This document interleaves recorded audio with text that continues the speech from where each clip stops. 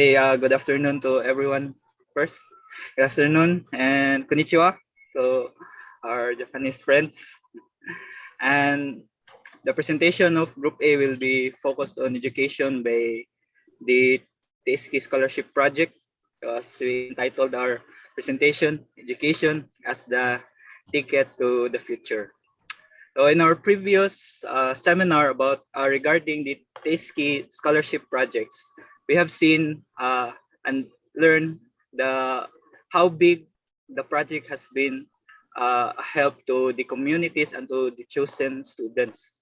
But there is still these big social problems in the education system, which became a hindrance to those children who want to go to study, to want to pursue their studies. And by the way, our focus would be more on the higher level, or it would be in the college level education. And this problem is the main reason why there are NGOs like the tthe has been in has what's we call this existed. So first, we will define education first. So next slide, Gabki. Next slide, please. So what is education? Education is the process of assisting learning or the acquisition of knowledge, skills, values, morals, beliefs, habits, and even personal development. So this is the process of assisting learning. I personally do believe that through education, the 17 main sustainable goals can be promoted. Those 17 that we have discussed right from the beginning. So since the ultimate goal of education is to help an individual navigate to life, to know what to do, and to have a contribution to the society.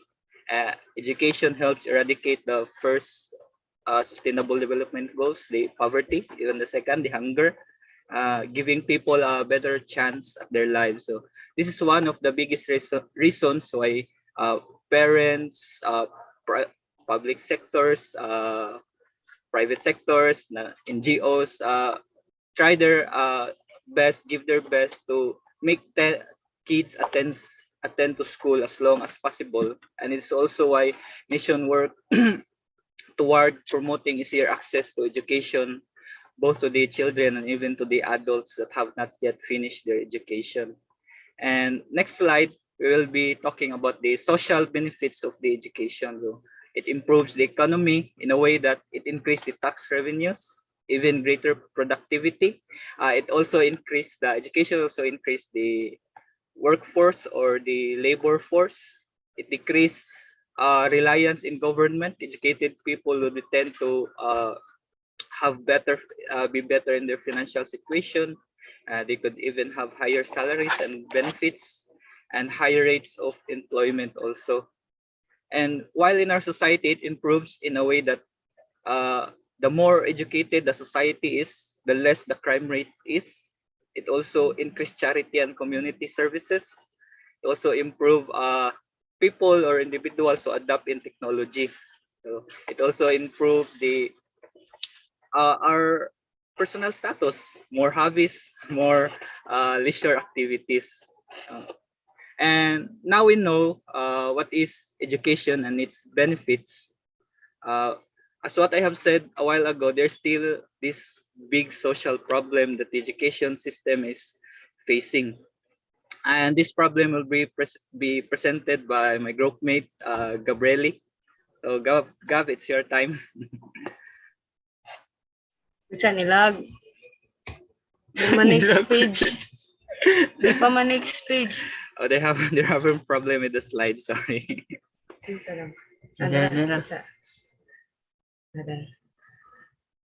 As the title of our presentation suggests, education is the ticket to the future. Unfortunately, not everyone can afford this ticket due to high or unaffordable tuition fee. When the demand of education had risen, the tuition fees had also risen. Our action plans will be focused on this particular social problem.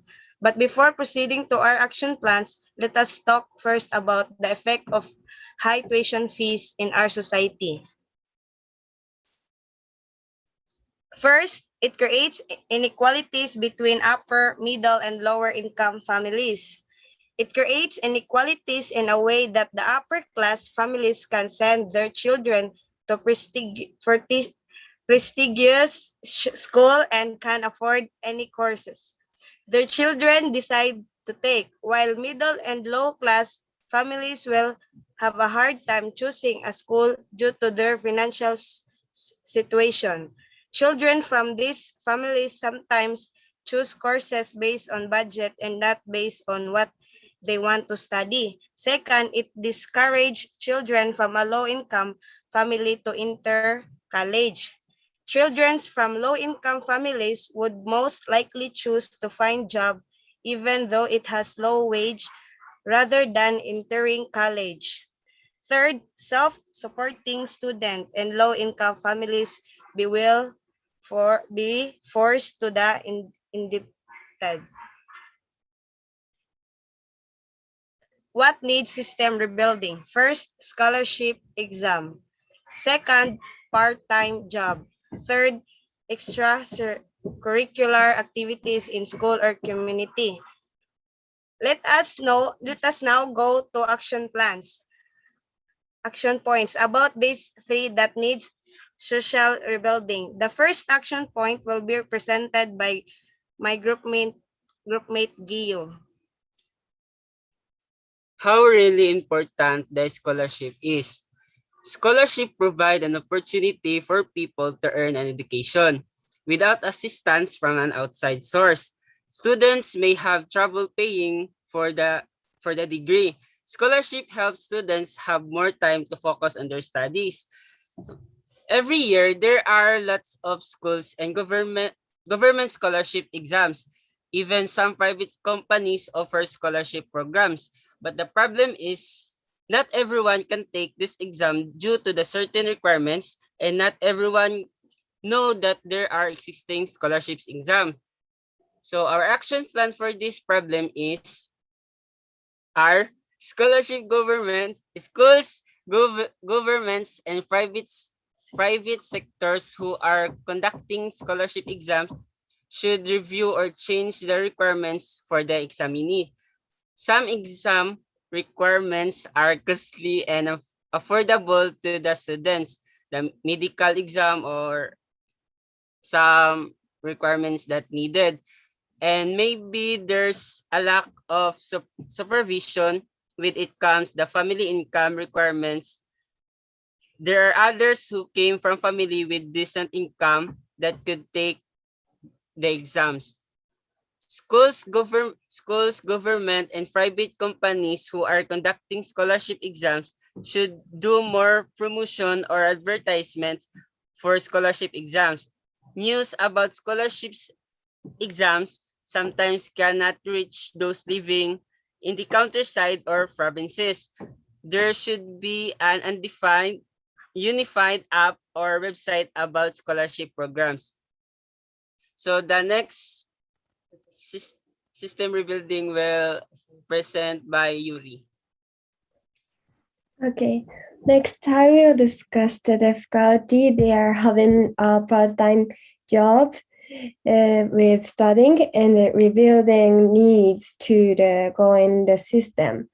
Getting a part-time job is one of the way where a student could support their tuition fees, but the students may have a hard time working and studying at the same time due to tight schedule in their school life. So next slide, we considered some action plan to rebuild the student part-time job system. The first plan is that companies and schools should be more considerate in time schedule to the working student to make schedule more flexible. My university adopt online and face-to-face classes mixed. This system could be make student schedule more flexible. They can focus on studying studying a course in their free time, such as early morning and after school to night, if they can work at daytime. And the second action plan is regular survey on students to know the needs of those working. And especially knowing working student by school can easily support students' learning condition. And the last action we considered is the possibility of skills from a part-time job contributing to their courses. More companies should be open to part-time students. They work at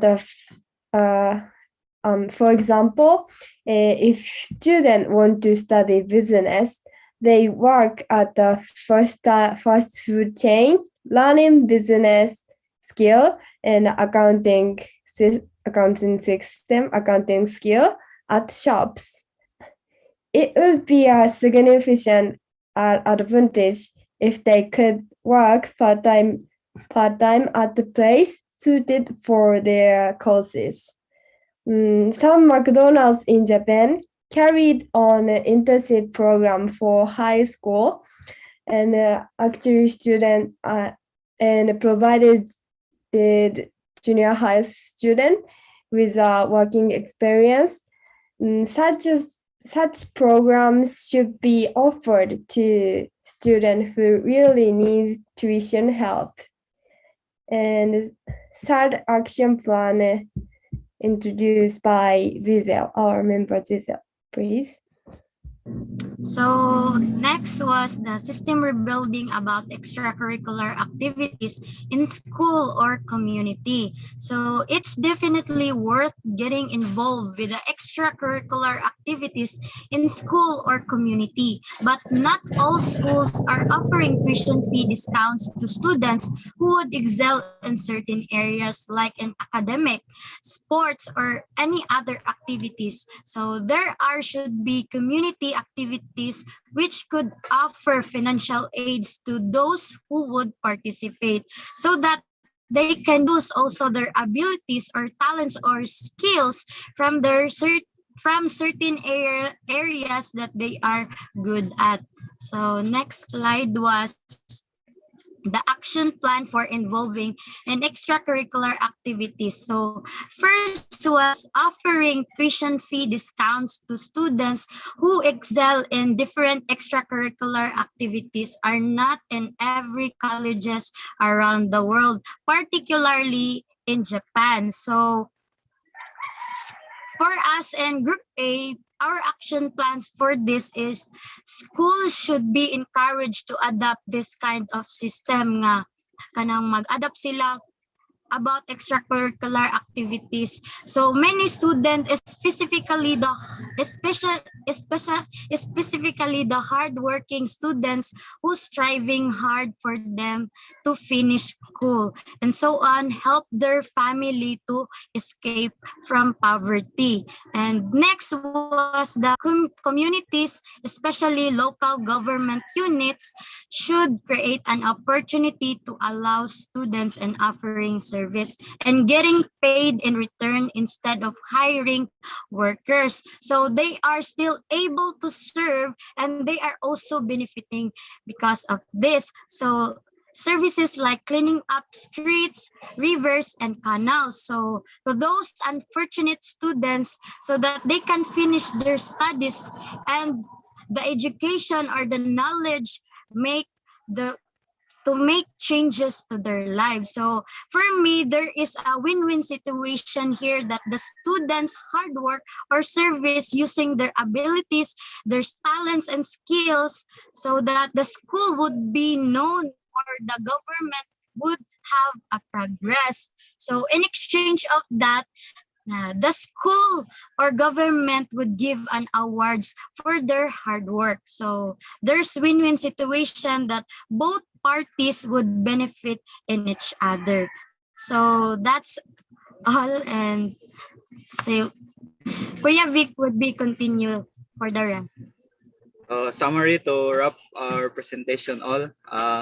We had described what education is, the effects in the society, the benefits in the society, and we had presented only one social problem.